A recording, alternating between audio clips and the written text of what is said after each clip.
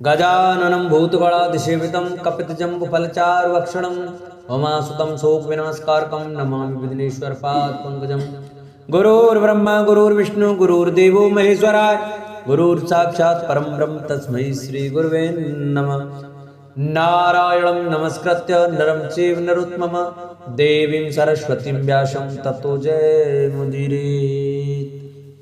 बोलो बांके बिहारी लाल की जय, बोलो गिरिराज महाराज की जय। नमस्कार दोस्तों, स्वागत है आप सभी का हमारे YouTube चैनल पर। प्रिय भक्तजनों, आज की कथा में हम आपको युधिष्ठिर आदि का भीष्म जी के पास जाना और भगवान श्री कृष्ण की स्तुति करते हुए भीष्म जी का प्राण त्याग, इस कथा का वर्णन सुनाएंगे।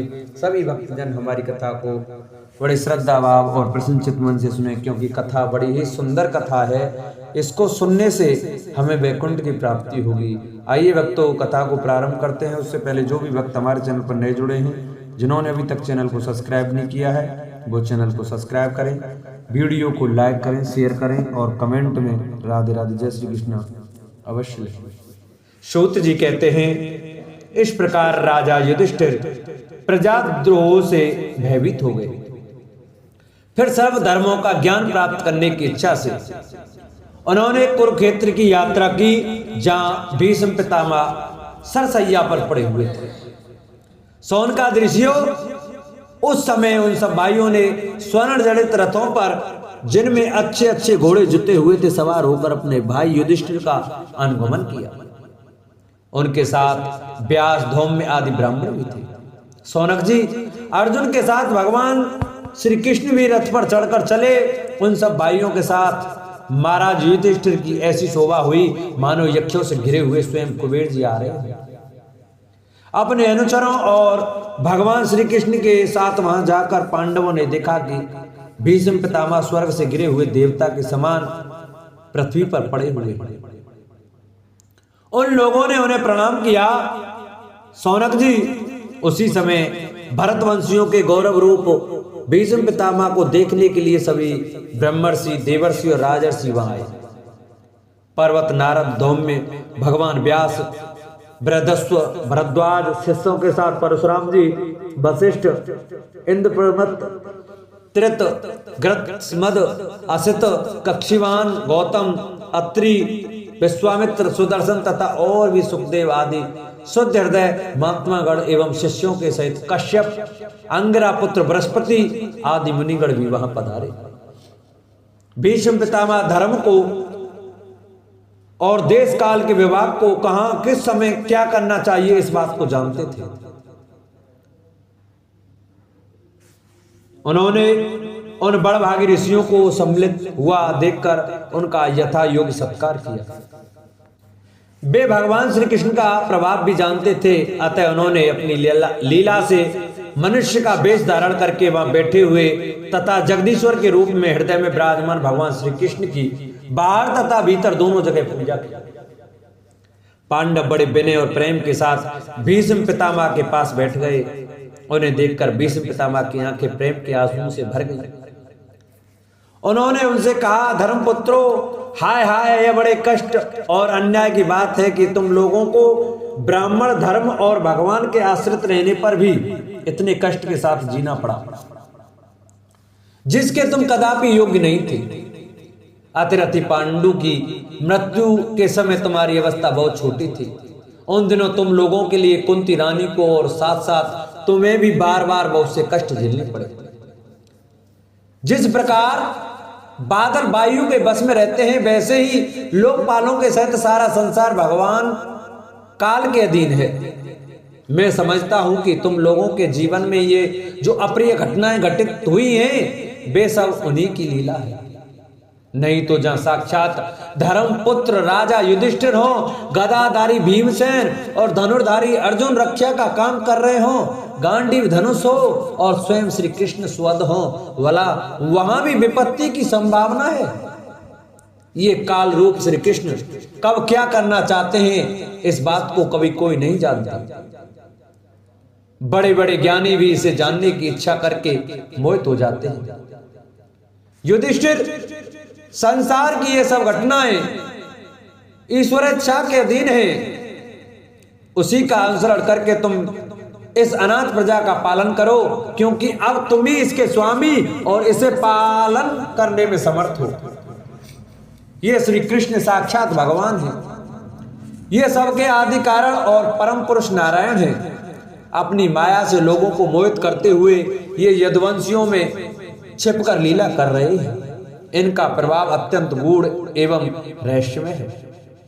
युधिष्ठिर, उसे भगवान शंकर, देवर्षि नारद और स्वयं भगवान कपिल भी जानते हैं, जिन्हें तुम अपना ममेरा भाई, प्रिय मित्र और सबसे बड़ा हितु मानते हो, तथा जिन्हें तुमने प्रेमवश अपना मंत्री, दूत और सारथी तक बनाने में संकोच नहीं किया है, वे स्वयं परमात्मा हैं। इन सर्वात्मा, समदर्शी, अद्वितीय, अहंकार रहित और निष्पाप परमात्मा में उन ऊंचे नीचे कार्यों के कारण कभी किसी प्रकार की विषमता नहीं होती। युधिष्ठिर, इस प्रकार सर्वत्र सब होने पर भी देखो तो सही, वे अपने अनन्य प्रेमी भक्तों पर कितनी कृपा करते हैं। यही कारण है कि ऐसे समय में, जबकि मैं अपने प्राणों का त्याग करने जा रहा हूं, इन भगवान श्री कृष्ण ने मुझे साक्षात दर्शन दिया है। भगवत परायण योगी पुरुष भक्ति भाव से इनमें अपना मन लगाकर और वाणी से इनके नाम का कीर्तन करते हुए शरीर का त्याग करते हैं और कामनाओं से तथा कर्म के बंधन से छूट जाते हैं। वे ही देव देव भगवान अपने प्रसन्न हास्य और रक्त कमल के समान अरुण नेत्रों से, उल्लसित मुख वाले चतुर्भुज रूप से, जिसका और लोगों को केवल ध्यान में दर्शन होता है, तब तक यही स्थित रहकर प्रतीक्षा करें, जब तक मैं शरीर का त्याग न कर दूं। सूत जी कहते हैं, युधिष्ठिर ने उनकी यह बात सुनकर सरसैया पर सोए हुए भीष्म पितामह से बहुत से ऋषियों के सामने ही नाना प्रकार के धर्मों के संबंध में अनेकों रहस्य पूछे। तब तत्ववेत्ता भीष्म पितामह ने वर्ण और आश्रम के अनुसार पुरुष के स्वाभाविक धर्म और वैराग्य आदि राग के कारण विभिन्न रूप से बतलाए हुए निवृत्त और प्रवृत्ति रूप द्विविध धर्म, दान धर्म, राज धर्म, मोक्ष धर्म, स्त्री धर्म और भगवत धर्म, इन सब का अलग अलग संक्षेप और विस्तार से वर्णन किया। सौनक जी, इनके साथ ही धर्म, अर्थ, काम और मोक्ष, इन चारों पुरुषार्थों का तथा इनकी प्राप्ति के साधनों का अनेकों उपाख्यान और इतिहास सुनाते हुए विभागवश वर्णन किया। भीष्म पितामह इस प्रकार धर्म का प्रवचन कर रहे थे कि वह उत्तरायण का समय आ पहुंचा, जिसे मृत्यु को अपने अधीन रखने वाले भगवत परायण योगी लोग चाहा करते हैं। उस समय हजारों रथियों के नेता भीष्म पितामह ने वाणी का संयम करके मन को सब ओर से हटाकर अपने सामने स्थित आदि पुरुष भगवान श्री कृष्ण में लगा दिया। भगवान श्री कृष्ण के सुंदर चतुर्भुज विग्रह पर उस समय पीतांबर फहरा रहा था। भीष्म जी की आंखें उसी पर एकटक लग गई। उनको शस्त्रों की चोट से जो पीड़ा हो रही थी, वह तो भगवान के दर्शन मात्र से ही तुरंत दूर हो गई तथा भगवान की विशुद्ध धारणा से उनके जो कुछ अशुभ शेष थे वे भी नष्ट हो गए। अब शरीर छोड़ने के समय उन्होंने अपनी समस्त इंद्रियों के वृत्ति विलास को रोक दिया और बड़े प्रेम से भगवान की स्तुति की।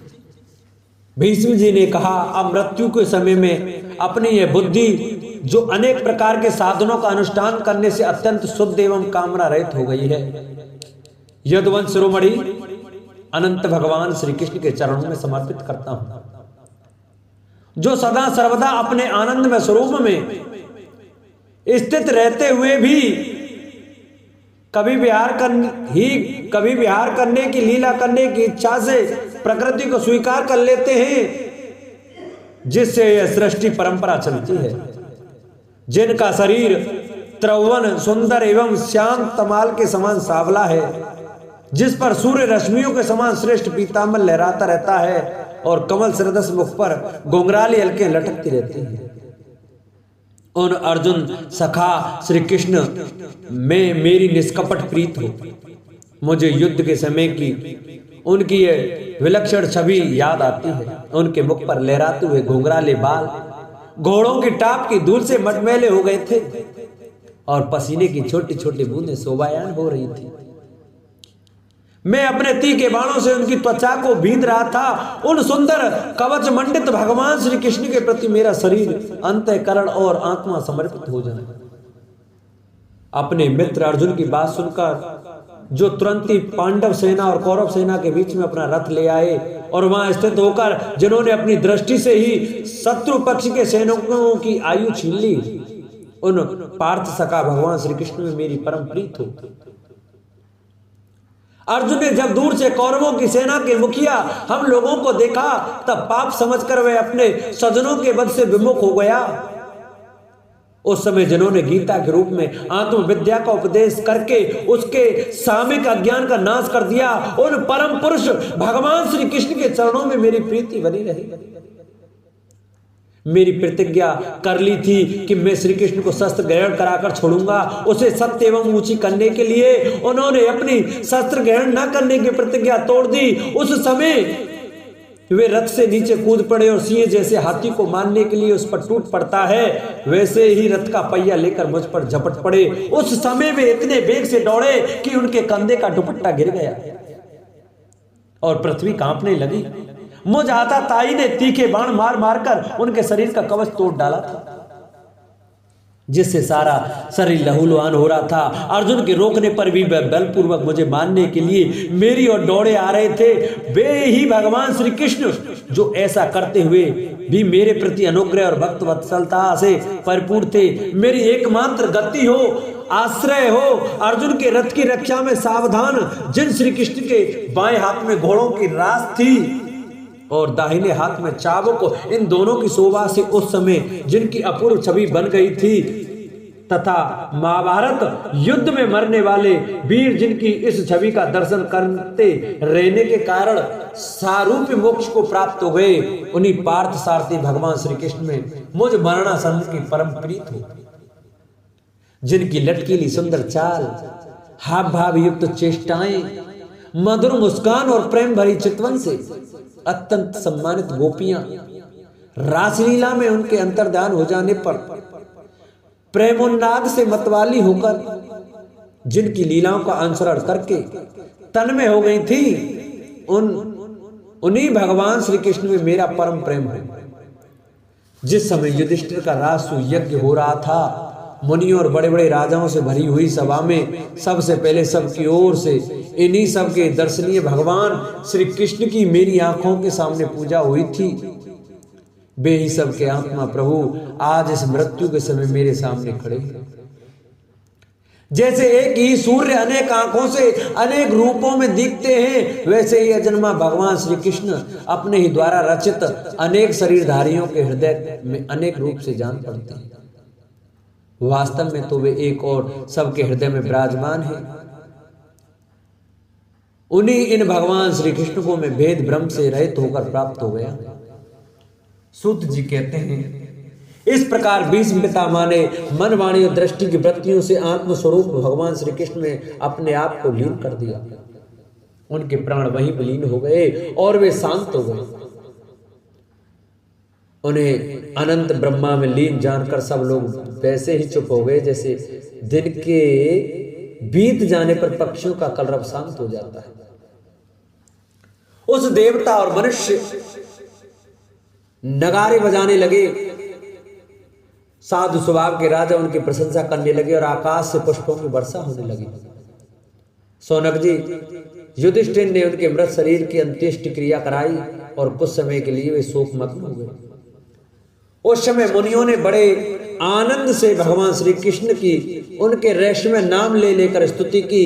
इसके पश्चात अपने हृदय को श्री कृष्ण में बनाकर वे अपने अपने आश्रमों को लौट गए। तदंतर भगवान श्री कृष्ण के साथ युधिष्ठिर हस्तिनापुर चले आए और उन्होंने वहां अपने चाचा धृतराष्ट्र और तपस्विनी गांधारी को ढांढस बंधाया। फिर धृतराष्ट्र की आज्ञा और भगवान श्री कृष्ण की अनुमति से समर्थ राजा युधिष्ठिर अपने वंश परंपरागत साम्राज्य का धर्म पूर्वक शासन करने लगे। श्री कृष्ण का द्वारका गमन। सौनक जी ने पूछा, धार्मिक शिरोमणि महाराज, युधिष्ठिर ने अपनी पैतृक संपत्ति को हड़प जाने के इच्छुक आतताइयों का नाश करके अपने भाइयों के साथ किस प्रकार से राज्य शासन किया और कौन कौन से काम किए, क्योंकि भोगों में तो उनकी प्रवृत्ति ही नहीं थी। सूत जी कहते हैं, संपूर्ण सृष्टि को उज्जीवित करने वाले भगवान श्री हरि परस्पर की कलाग्नि से दग्ध कुरुवंश को पुनः अंकुरित कर और युधिष्ठिर को उनके राज सिंहासन पर बैठा कर बहुत प्रश्न हुए। भीष्म पितामह और भगवान श्री कृष्ण के उपदेशों के श्रवण से उनके अंतःकरण में विज्ञान का उदय हुआ और भ्रांति मिट गई। भगवान के आश्रय में रहकर वे समुद्र पर्यंत सारी पृथ्वी का इंद्र के समान शासन करने लगे। भीमसेन आदि उनके भाई पूर्ण रूप से उनकी आज्ञाओं का पालन करते थे। युधिष्ठिर के राज्य में आवश्यकता अनुसार यथेष्ट वर्षा होती थी। पृथ्वी में समस्त अभिष्ट वस्तुएं पैदा होती थी। बड़े बड़े थनों वाली बहुत सी गौएं प्रसन्न होकर गौशालाओं को दूध से सींचती रहती थी। नदियां, समुद्र, पर्वत, वनस्पति, लताएं और औषधियां प्रत्येक ऋतु में यथेष्ट रूप से अपनी अपनी वस्तुएं राजा को देती थी। अजात शत्रु महाराज युधिष्ठिर के राज्य में किसी प्राणी को कभी भी आदि व्याधि अथवा दैविक, भौतिक और आत्मिक क्लेश नहीं होते थे। अपने बंधुओं का शोक मिटाने के लिए और अपनी बहन सुभद्रा की प्रसन्नता के लिए भगवान श्री कृष्ण कई महीनों तक हस्तिनापुर में ही रहे। फिर जब उन्होंने राजा युधिष्ठिर से द्वारका जाने की अनुमति मांगी, तब राजा ने उन्हें अपने हृदय से लगाकर स्वीकृति दे दी। भगवान उनको प्रणाम करके रथ पर सवार हुए। कुछ लोग समान उम्र वाले ने उनका आलिंगन किया और कुछ छोटी उम्र वालों ने प्रणाम। उस समय धृतराष्ट्र, सुभद्रा, द्रौपदी, कुंती, उत्तरा, गांधारी, युधिष्ठिर, कृपाचार्य, नकुल, सहदेव, भीमसेन, धौम्य और सत्यवती आदि सब मूर्छित से हो गए। वे सांग्रपाणी श्री कृष्ण का विरह नहीं सह सके। भगवत भक्त सत्पुरुषों के संग से जिसका दुसंग छूट गया है, वह विचारशील पुरुष भगवान के मधुर मनोहर सुयस को एक बार भी सुन लेने पर फिर उसे छोड़ने की कल्पना भी नहीं करता। उन्हीं भगवान के दर्शन तथा स्पर्श से, उनके साथ आलाप करने से तथा साथ ही साथ सोने, उठने, बैठने और भोजन करने से जिनका संपूर्ण हृदय उन्हें समर्पित हो चुका था, वे पांडव भला उनका विरह कैसे सह सकते थे। उनका चित्त द्रवित हो रहा था। वे सब निर्निमेष नेत्रों से भगवान को देखते हुए स्नेह बंधन से बंधकर जहां तहां दौड़ रहे थे। भगवान श्री कृष्ण के घर से चलते समय उनके बंधुओं के, स्त्रियों के नेत्र उत्कंठा वश उमड़ते हुए आंसुओं से भर आए। परंतु इस भय से कि कहीं यात्रा के समय असुगुन्ना हो जाए, उन्होंने बड़ी कठिनाई से उन्हें रोक लिया। भगवान के प्रस्थान के समय मृदंग, शंख, भेरी, वीणा, ढोल, नरसिंगे, धुंधरी, नगारे, घंटे और दुंदुभियां आदि बाजे बजने लगे। भगवान के दर्शन की लालसा से कुरुवंश की स्त्रियां अट्टारियों पर चढ़ गईं और प्रेम, लज्जा एवं मुस्कान से युक्त चितवन से भगवान को देखती हुई उन पर पुष्पों की वर्षा करने लगी। उस समय भगवान के प्रिय सखा घुंघराले बालों वाले अर्जुन ने अपने प्रियतम श्री कृष्ण का वह श्वेत छत्र, जिसमें मोतियों की झालर लटक रही थी और जिसका डंडा रत्नों का बना हुआ था, अपने हाथ में ले लिया। उद्धव और सात्विक बड़े विचित्र चवट ढुलाने लगे। मार्ग में भगवान श्री कृष्ण पर चारों ओर से पुष्पों की वर्षा हो रही थी। बड़ी ही मधुर झांकी थी। जहां तहां ब्राह्मणों के दिए हुए सत्य आशीर्वाद सुनाई पड़ रहे थे। वे सगुण भगवान के तो अनुरूप ही थे, क्योंकि उनमें सब कुछ है, परंतु निर्गुण के अनुरूप नहीं थे, क्योंकि उनमें कोई प्राकृतिक गुण नहीं है।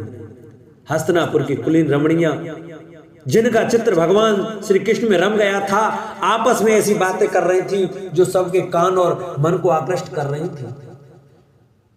वे आपस में कह रही थी, सखियों, ये वे ही सनातन परम पुरुष हैं जो प्रलय के समय भी अपने अद्वितीय निर्विशेष स्वरूप में स्थित रहते हैं। उस समय सृष्टि के मूल ये तीनों गुण भी नहीं रहते। जगन्नाथमा ईश्वर में जीव भी लीन हो जाते हैं और मैं तत्व आदि समस्त शक्तियां अपने कारण अव्यक्त में सो जाती हैं। उन्होंने ही फिर अपने नाम रूप रहित स्वरूप में नाम रूप के निर्माण की इच्छा की तथा अपनी काल शक्ति से प्रेरित प्रकृति का, जो कि उनके अंश भूत जीवों को मोहित कर लेती है और सृष्टि की रचना में प्रवृत्त रहती है, अनुसरण किया और व्यवहार के लिए वेदादि शास्त्रों की रचना की। इस जगत में जिसके स्वरूप का साक्षात्कार जितेंद्रिय योगी अपने प्राणों को वश में करके भक्ति से प्रफुल्लित निर्मल हृदय में किया करते हैं, ये श्री कृष्ण वही साक्षात पर ब्रह्म है।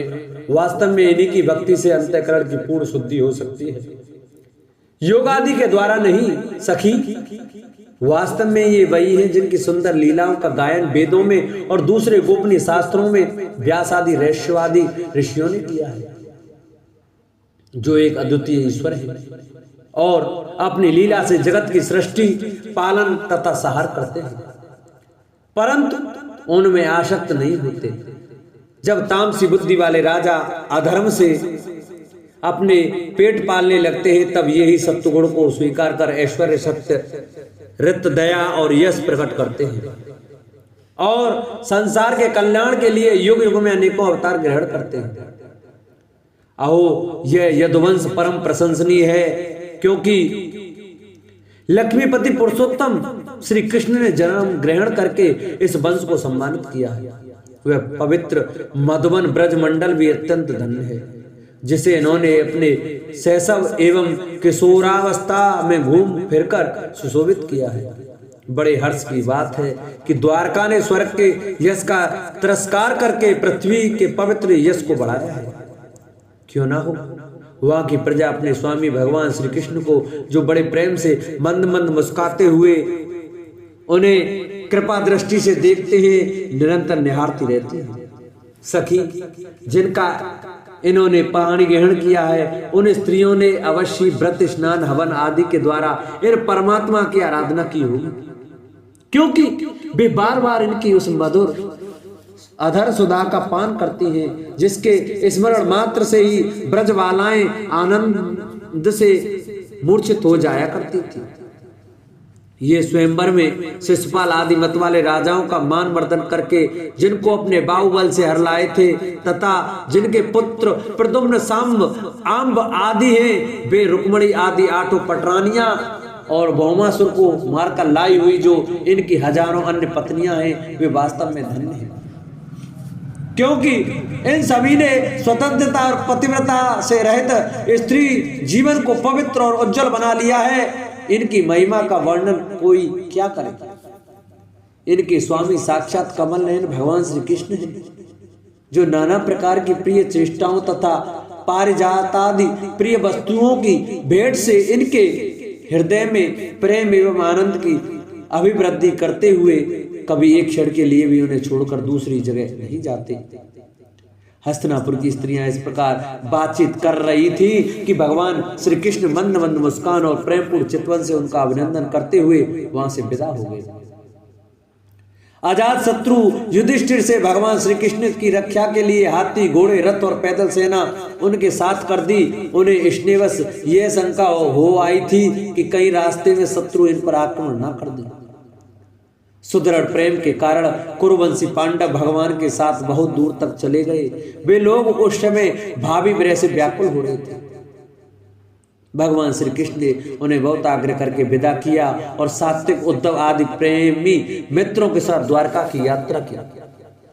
सौनक जी, वे कुरु, जांगल, पांचाल, सूरसेन, यमुना के तटवर्ती प्रदेश, ब्रह्मवर्त, कुरुक्षेत्र, मत्स्य, सारस्वत और मरुधन्व देश को पार करके सौवीर और अबीर देश के पश्चिम आनर्त देश में आए। उस समय अधिक चलने के कारण भगवान के रथ के घोड़े कुछ थक से गए थे। मार्ग में स्थान स्थान पर लोग उपारादि के द्वारा भगवान का सम्मान करते। सायंकाल होने पर वे रथ से भूमि पर उतर आते और जलाशय पर जाकर संध्या वंदन करते। यह उनकी नित्यचर्या थी। बोलो बाकी में हरिलाल की जय। प्रिय भक्तजनों, आज की कथा का हम यह विश्राम करते हैं। कल की कथा में हम आपको सुनाएंगे द्वारका में श्री कृष्ण का राजोचित स्वागत। तो सभी भक्तजन हमारी कथा को प्रतिदिन बड़े श्रद्धा भाव और प्रसन्नचित मन से सुने। जो भी भक्त हमारे चैनल पर नए आए हैं, जिन्होंने अभी तक चैनल को सब्सक्राइब नहीं किया है, वो ऐसी ही सुंदर कथाएं श्रवण करने के लिए हमारे चैनल को सब्सक्राइब जरूर करें। वीडियो को लाइक करें, शेयर करें और कमेंट में राधे राधे जय श्री कृष्ण अवश्य लिखें।